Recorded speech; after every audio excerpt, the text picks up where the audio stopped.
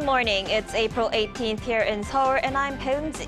We begin with these stories making the headlines at this hour, starting with the three-way economic cooperation between Seoul, Washington, and Tokyo. Finance chiefs of South Korea, the U.S., and Japan met in Washington to address recent concerns over sharp declines in the Korean won and Japanese yen. This comes after the $1 exchange rate briefly hit the 1,400 Korean won mark this week, for the first time in more than a year. The IMF has sounded an alarm on South Korea's debt-to-GDP ratio, with a warning that it could reach close to 60% by 2029, after it already surpassed 50% in 2021. It also warned global debt levels could increase as well, with this year being an election year in many countries. A magnitude 6.6 earthquake hit the west coast of Japan's Shikoku island overnight. 7 people were taken to hospital with minor injuries. Top finance officials from South Korea, the United States, and Japan have voiced their deep concerns over the continuing decline of the value of the South Korean won and Japanese yen against the dollar. They committed to ongoing dialogue and cooperation to stabilize the currencies and ensure economic growth. Our Shin Se-byuk starts us off. The finance ministers of South Korea, the United States, and Japan have acknowledged serious concerns regarding the rapid decline in the value of the South Korean won and the Japanese yen against the dollar.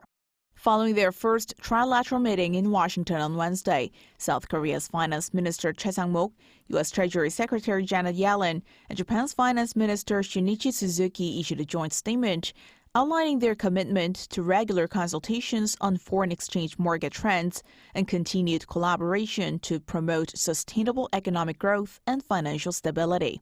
The major concern raised by the three countries focused on the persistent devaluation of the won and yen against the U.S. dollar. The won is currently ranked as the 5th most undervalued currency among OECD countries. According to data released by the Bank for International Settlements on Wednesday, as of February 18th, South Korea's real effective exchange rate stood at 96.7 out of 100, using 2020 as the base year. The REER measures the relative purchasing power of a country's currency compared to other nations. A value above 100 indicates an overvaluation relative to the base year, while below 100 signifies undervaluation. Japan has the lowest index value among the OECD nations at 70.3. This assessment indicates that the strength of the U.S. dollar, coupled with the significant undervaluation of the Japanese currency, directly affects the won. Meanwhile, Bank of Korea Governor Lee Chang-yong acknowledged slight deviation in the won's exchange rate from market fundamentals, but reaffirmed that the authorities are equipped with the necessary tools to stabilize any volatile moves in the national currency. His comments indicating Korea's readiness to intervene in the market to support the won were made during an International Monetary Fund panel session on Wednesday. He is in the U.S. Capitol for the annual IMF and World Bank meetings, as well as meetings with G20 finance leaders and leading central bankers. Shin Se-byuk, Arirang News. The International Monetary Fund says South Korea's debt-to-GDP ratio will approach 60% by 2029, having already surpassed 50% in 2021. The analysis comes as the IMF released its fiscal monetary report on Wednesday, where it said global debt levels could increase with 2024 being an election year in many countries around the world. Our Lee Seung-jae has more. The South Korean government's debt-to-gross domestic product ratio already exceeded 50% for the first time in 2021 and is expected to reach close to 60% by 2029. That's according to the International Monetary Fund's Fiscal Monitor report released on Wednesday, which included the debt-to-GDP ratio from 2015 to 2029 in 37 advanced countries, including South Korea, the United States, and Japan. The report says South Korea's debt-to-GDP ratio hit 55.2% in 2023, a 1.4 percentage point increase from the year before. IMF data also shows that the country's debt-to-GDP stood at 40.8% in 2015, but surged from 42.1% in 2019 to 48.7% in 2020 during the COVID-19 pandemic. It reached 51.3% in 2021, exceeding the 50% mark for the first time. The UN agency also estimated that South Korea's debt will reach 56.6% this year and will continue to increase, hitting 59.4% in 2029. The IMF also said that global debt levels are at risk of increasing due to 2024 being an election year. Vitor Gaspar, the head of the International Monetary Fund's Fiscal Affairs, said that history and empirical evidence show that governments tend to spend more or tax less in an election year. 88 economies or economic areas representing more than half of the world's population have either held or are due to hold elections this year. The IMF forecasts the U.S. fiscal deficit to remain above 6% over the next 5 years, with Gaspar noting the U.S. has ample fiscal space due to measures they can impose on the spending and revenue side. However, like the U.S., Gaspar says China's fiscal deficit is projected to rise from more than 7% of GDP last year to around 8% by 2029. This could have consequences for the global economy as China is a major lender to developing countries. The Fiscal Monitor report called for countries to make a renewed push towards improving their fiscal positions, especially due to the tight monetary policies in many central banks, which are expected to be loosened later this year. Lee Seung-jae, Arirang News.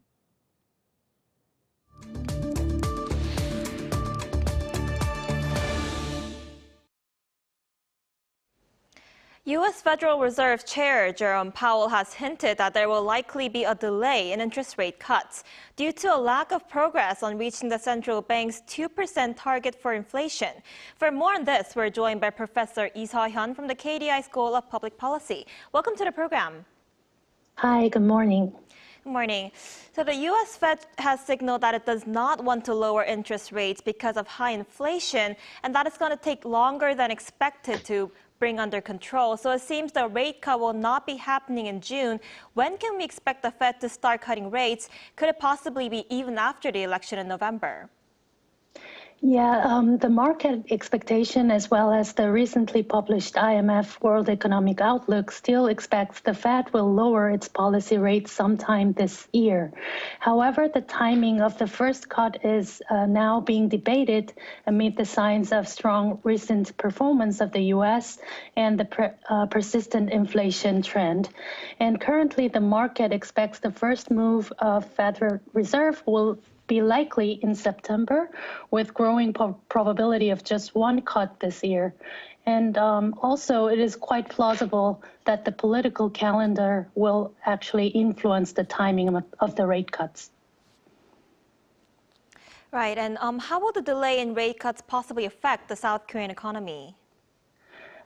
Yes, we have seen an appreciation in the U.S. dollar in recent days, and if the trend of strong economic performance of the U.S. economy continues, we will see a much slower decline in interest rates. And such delay in the U.S. interest rate cuts would have stronger cooling effects on the domestic economy for South Korea, especially for the consumption and real estate markets, as households could be constrained due to persistently high borrowing costs. And also, the strong dollar is likely to translate it into tighter global financial conditions, which may lead to higher volatility in the general, financial markets. And it also puts pressures on inflation with the recent developments in the Middle East geopolitical events. Right, you just talked about this earlier, but the South Korean won is falling against the U.S. dollar, with the $1 exchange rate briefly surpassing the 1,400 mark this week. What's the reason behind this, and what can we expect to happen in the coming weeks? Yeah, as mentioned earlier, the depreciation of Korean won is mainly because of the strong dollar, and the movement of exchange rate to date are largely driven by the interest rate differentials between the U.S. and the other countries, including South Korea. So for some time, the volatility of the exchange rate can be excessive, and in that case, the foreign exchange intervention would be an appropriate policy. And will the escalating conflict in the Middle East have any other impact on the South Korean economy? Basically, geopolitical tensions in the region are likely to adversely impact Korean economy by generating additional supply shocks, and it also can hurt economic recovery with spikes in food, energy, and transportation prices. And further geopolitical conflicts could complicate the ongoing disinflation process and delay the Bank of Korea's policy easing with negative effects on economic recovery. Right, and the IMF has kept South Korea's growth outlook for this year and also next year at 2.3%, and that's higher than the growth forecast by the OECD or the Bank of Korea. So what's your take on this? Yeah, well, actually, the difference is about 0.1 percentage point, seemingly insignificant in my view. And what is more important is to understand the revision of the underlying assumptions for the South Korean growth outlook. And the IMF's forecast of the U.S. economy is actually the main, main reason for the upgrade. For the revision and the upgrade, and it is upgraded to 2.7%, which is much higher than the January forecast of its own forecast, as well as the OECD and the Bank of Korea. And the difference is about 0.6 percentage point. So basically, this upward revision of the U.S. economy is because of its recent stronger than expected growth and economic performance. All right. Thank you, Professor Lee, for your time and insights this morning. Thank you so much for having me.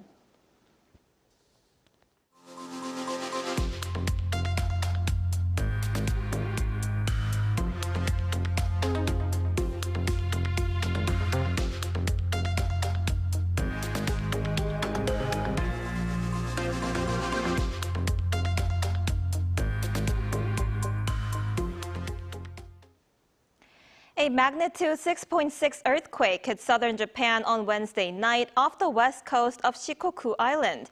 According to the Japan Meteorological Agency, the earthquake was initially reported as a magnitude 6.4 earthquake at a depth of 50 kilometers, but was later corrected to magnitude 6.6 with a depth of 39 kilometers.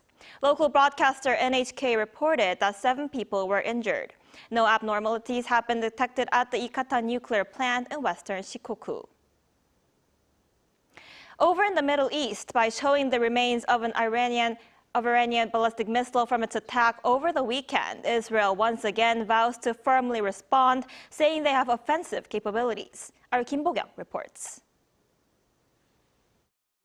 While displaying what was left of an intercepted Iranian ballistic missile, the Israeli military reiterated its will that Iran would not get off scot-free over its missile and drone attacks over the weekend. The massive missile, one of 120 fired by Iran, was retrieved on Sunday morning in the Dead Sea and shown to reporters at Juliet's military base.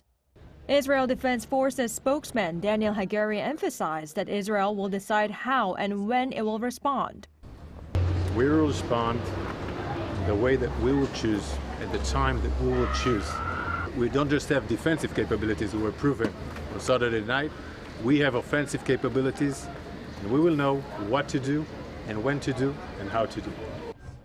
This comes amid Tel Aviv's war cabinet having continuous talks about a response to Iran's first ever direct attack. During the latest meeting on Monday, the cabinet reportedly decided to hit back clearly and forcefully, but no other details have been revealed. Though deliberations continue, U.S. officials say Israel's potential retaliation could be restricted in scope against Iranian military forces and Iranian-backed proxies outside of Tehran's territory, given that the international community keeps calling for restraint from Israel. Iranian President Abraham Raisi warned Israel as well, saying the smallest action against Iran's interests would be met with a severe, extensive, and painful response. Such remarks came during a call with his Qatari counterpart on Monday. Iranian president's words echo those of the deputy foreign minister, who told state TV on Monday night that Tehran's response following any Israeli retaliation would come in seconds, not hours. If for any reason the Zionist regime wants to take even minor action against our land, against the Iranian people, against Iran's interests, it will definitely face a decisive and harsh response. And this answer will not take another 12 or 13 days. Zionists should not count in hours, but in seconds. 김보경, 아리랑 뉴스. The top U.S. envoy to the United Nations, Linda Thomas-Greenfield, who visited South Korea this week, told reporters that the U.S. is considering options both inside and outside the UN to continue monitoring sanctions evasion activities by North Korea. This follows Russia's veto on the renewal of a UN watchdog on the regime. Our Kim Jung-sil reports. The career diplomat with over 40 years of experience, the top U.S. envoy to the United Nations, Linda Thomas-Greenfield, met with reporters in Seoul on the last day of her visit. This was the veteran diplomat's first visit to South Korea, but her 4-day trip, which started on Sunday, was packed with appointments including meeting with the president and visiting the demilitarized zone. The DMZ is one of those places where the past and the present collide, where the lines, literal and metaphorically, that divided the peninsula 70 years ago, not only remained, but unfortunately, I feel more deeply entrenched than ever before. And as I said at the DMZ, that re-entrenchment is owed to the DPRK's lawlessness, both within the country and far beyond it. The U.S. ambassador also said discussions are taking place to continue the work done by the UN panel of experts set to expire at the end of this month. That includes charting a path forward following Russia's concerning veto and China's abstention of a UN Security Council resolution that would have renewed the mandate of the 1718 Committee panel of experts. The panel has been monitoring, investigating, and reporting on sanctions violations by North Korea for the past 14 years. We discussed options both inside and outside the UN system, in lockstep with our ROK and Japanese partners, because it's critical that all member states continue receiving independent and accurate reporting of the DPRK's ongoing weapons proliferation and sanction evasion activities. When asked about the potential risk of Russia and China opposing such efforts, the U.S. envoy said this. I think we will eventually find a mechanism to continue to do that reporting. And yes, Russia and China will continue to try to block those efforts, but that is not going to stop us from finding that path moving forward. The ambassador stressed that the goal of her visit was to enhance trilateral cooperation between South Korea, the U.S., and Japan on the Security Council and beyond. She has left for Japan, where she'll stay until Saturday. Kim Jung-sil, Arirang News.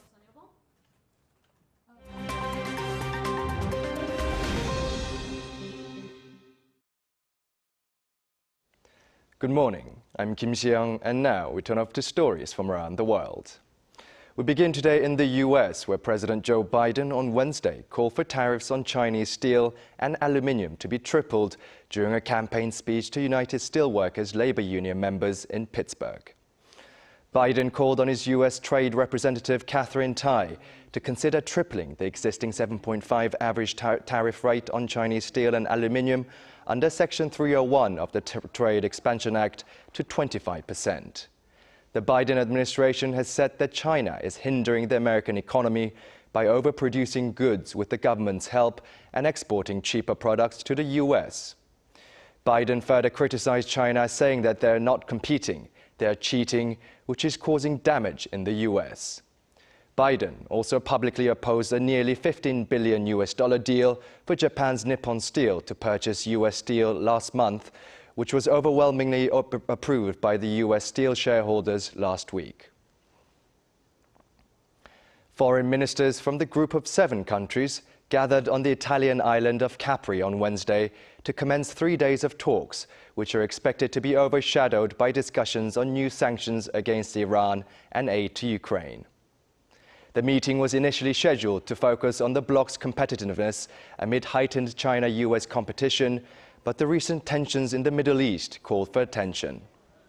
The U.S., ahead of Secretary of State Antony Blinken's arrival in Capri, said that it is planning to impose new sanctions on Iran's missile and drone program.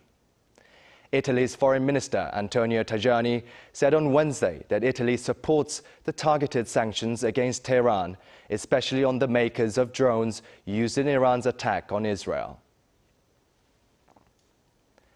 Moving over to Canada, Canadian and U.S. authorities arrested 6 people on Wednesday and are looking for 3 more in connection to what has been called the largest gold heist in Canada's history. Over $16 million in gold bars, along with foreign currency and weapons, were stolen from Toronto's Pearson International Airport on April 17th last year, in what the police described as an inside job. The suspects forged an airway bill to steal 6,600 gold bars weighing 400 kilograms and around $2 million in foreign-denominated bills, some of which was used to finance the purchase of dozens of firearms. Peel Regional Police released the names of 9 suspects who have all been charged with over 19 counts of theft and related crimes. 2 men who work for Air Canada's cargo division were allegedly key players in the heist, one of whom has been fired after being charged with theft, and the other reportedly having left the airline before the charges were made public. Moving over to New York City now, where a group of ballerinas gathered at the Plaza Hotel in Manhattan to break the Guinness World Record for most dancers on pointe at the same time for 1 minute. 353 ballerinas from the US and abroad joined the event organized by the Youth America Grand Prix, the world's largest dance network and ballet scholarship competition. The previous world record was set with 306 ballerinas on pointe in 2019. On pointe refers to a technique where ballet dancers stand on the tip of their toes in specially designed shoes.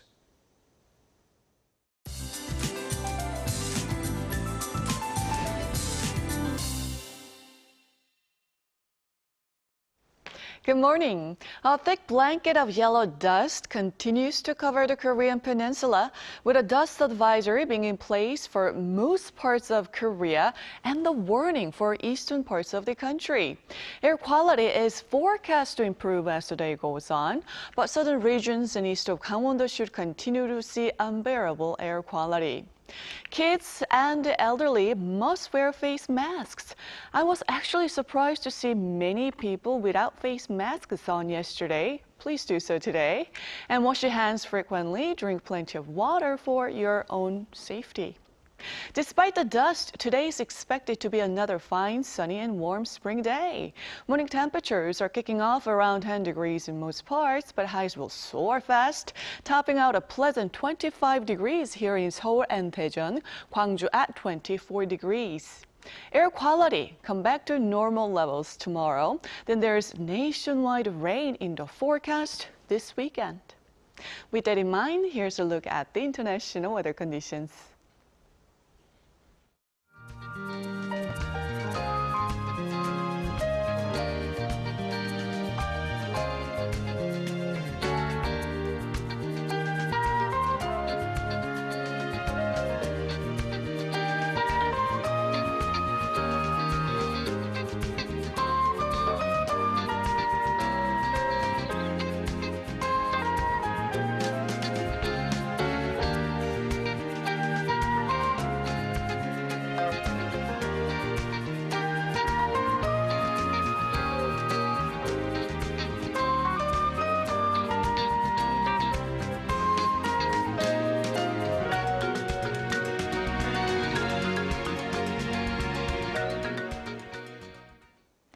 That wraps up today's New Day at Arirang. Thank you for watching. We'll bring you more updates at the same time tomorrow.